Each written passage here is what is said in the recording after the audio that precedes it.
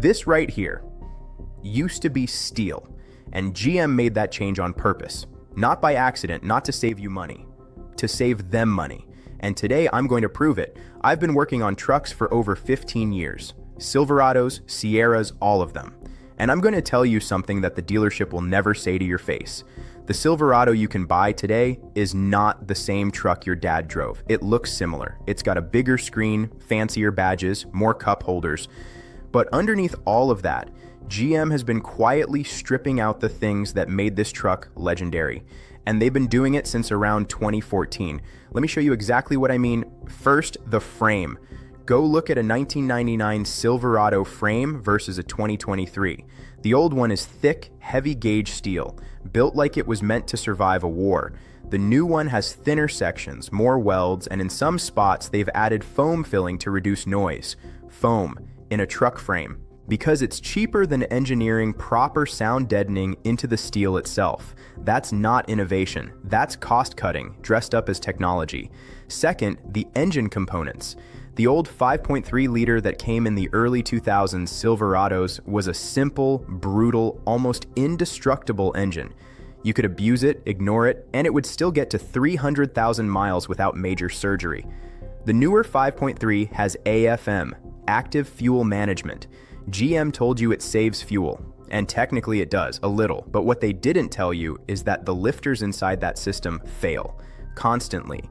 And when they do, you're looking at a $3,000 to $5,000 repair bill. There are class action lawsuits about this. GM knew about the problem for years before they quietly updated the system, but millions of trucks with the old design are still out there ticking like a time bomb. That wasn't an accident. That was a calculated decision to ship a cheaper system and deal with the consequences later. Third, the interior materials. Sit inside a 2005 Silverado work truck. Everything your hand touches is solid. The door panels, the dash, the controls. Basic, yes, but solid. Now sit in a 2023 LTZ, which costs $55,000 by the way, and start tapping around.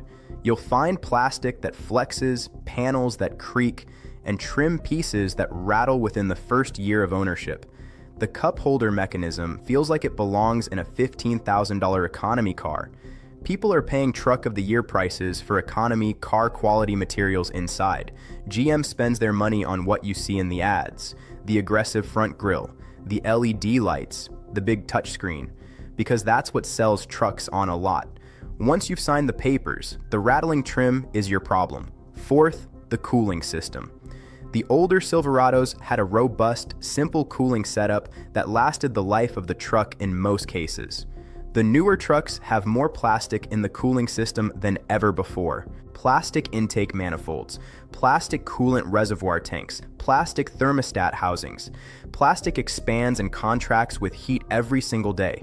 Over time it cracks, over time it fails, and it always seems to fail just outside of warranty. Coincidence?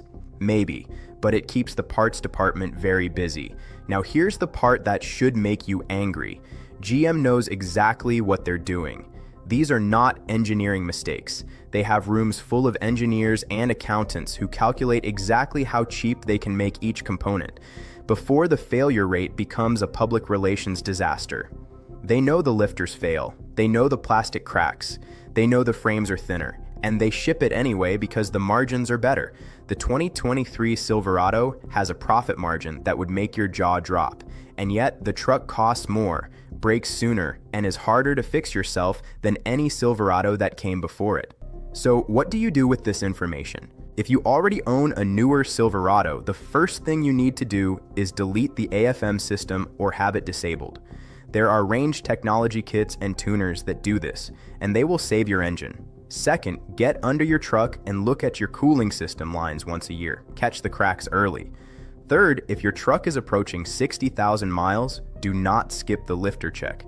Pay a good independent mechanic, not a dealer, to give you an honest assessment.